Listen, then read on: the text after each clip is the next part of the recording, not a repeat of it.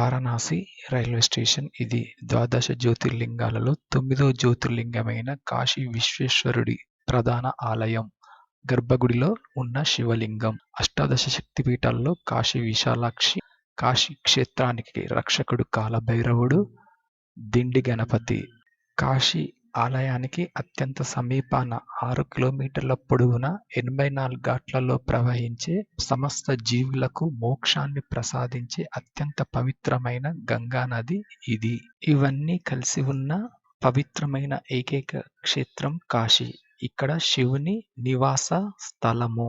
ఈ పవిత్రమైన పుణ్యక్షేత్రానికి రావాలంటే శివుని ఆజ్ఞ గాని, పోయిన జన్మలో చేసుకున్న పుణ్యం ఉంటేనే ఇక్కడికి రావడం సాధ్యమగును. హిందూ ఆగమ శాస్త్రాల్లో తెలుపబడిన ప్రకారం ప్రతి ఒక్కరూ ఉదయాన్నే గంగానదికి చేరుకొని పవిత్రమైన గంగానదిలో స్నానాన్ని ఆచరించవలెను. అనంతరము గంగానదికి పసుపు, కుంకుమ, పువ్వులు, దీపం వెలిగించవలెను.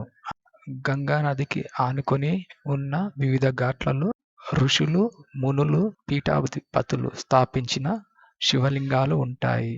వాటికి మనమే గంగా జలముతో అభిషేకం చేయవలెను. నిత్య పూజ, సంధ్యావందనము, ఆచమనము, గంగానదికి హారతి మనకు తెలిసినంత వరకు తెలిసిన విధంగా చేయవలెను.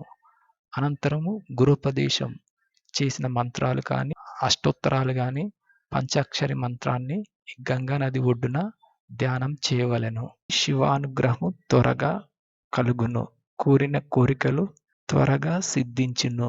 గరుడ పురాణం ప్రకారం మనిషి మరణానంతరము ఆత్మలు వైతరణి నది దాటవలసి ఉంటుంది.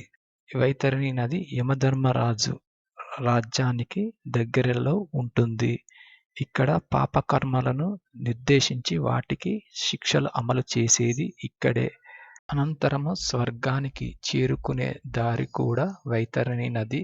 కాబట్టి కాశీలో శ్రాద్ధ కర్మలు గురించి తెలిపే శాస్త్రంలో మరణించిన వారికి వారసులైన వారు పితృకర్మలు చేయవలెను. చేయడం వల్ల తమ పూర్వీకులకు జనన మరణాల చక్రం నుండి విముక్తి కలిగి మోక్షాన్ని ప్రసాదించును. ఆడవారు కూడా తల్లిదండ్రులకు పితృకర్మలు చేయవచ్చును. ఇక్కడ చేయడం వల్ల సంతాన అభివృద్ధి, మగ సంతానం చదువులో రాణించడం, సరైన ఉద్యోగం చేయడం, తల్లిదండ్రులకు వృద్ధాప్యంలో సేవలు చేసే భాగ్యాన్ని కలిగించును. ఇక్కడ మరణించిన వారికి చెవిలో రామనామ తారక మంత్రాన్ని ఉపదేశిస్తాడు పరమశివుడు.